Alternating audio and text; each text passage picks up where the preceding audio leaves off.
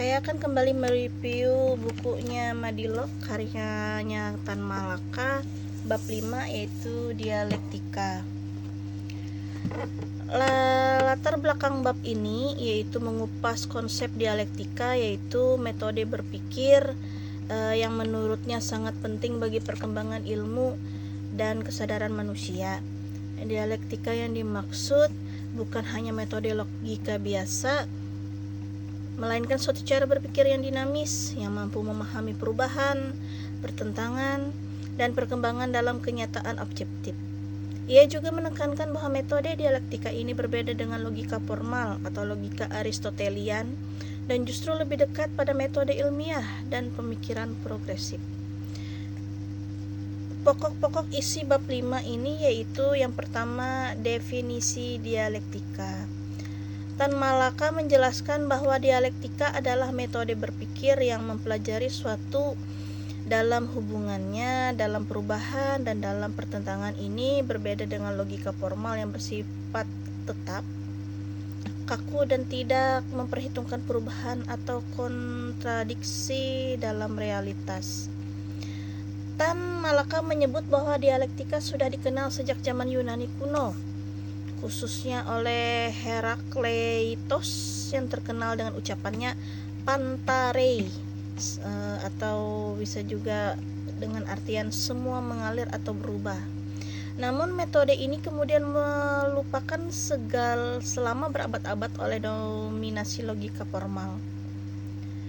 Dialektika kemudian dikembangkan lebih lanjut oleh filsuf Jerman seperti Hegel, meskipun dalam bentuk idealisme. Baru kemudian Karl Marx mengubahnya menjadi dialektika materialis, yaitu penerapan metode dialektika ke dalam dunia nyata yang material, bukan ide. Ciri-ciri dialektika. Tan Malaka menjabarkan ciri-ciri utama metode dialektika, yaitu menelaah segala sesuatu secara keseluruhan atau totalitas dan dalam hubungannya dengan yang lain, memahami segala sesuatu dalam proses perubahan, melihat kontradiksi sebagai bagian inherent dalam segala hal. Pertentangan adalah motor perubahan. Perubahan bukan bersifat linear, tapi bisa meloncat atau revolusioner, atau disebut sebagai perubahan kuantitatif menjadi kualitatif. Yang keempat, dialektika versus logika formal. Tan Malaka sangat kritis terhadap logika formal atau logika Aristotelian tadi, yang menurutnya hanya cocok untuk hal yang tidak berubah, seperti matematika murni, tetapi tidak cukup untuk memahami realitas sosial, politik, sejarah, dan ilmu pengetahuan alam yang berubah terus-menerus.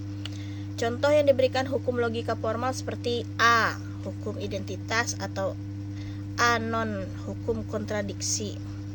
Menurut dialektika, kadang sesuatu bisa menjadi dirinya dan sekaligus bukan di dirinya dalam perkembangan waktu. Misalnya biji menjadi pohon dan dalam prosesnya ia adalah bukan biji dan bukan pohon sekaligus.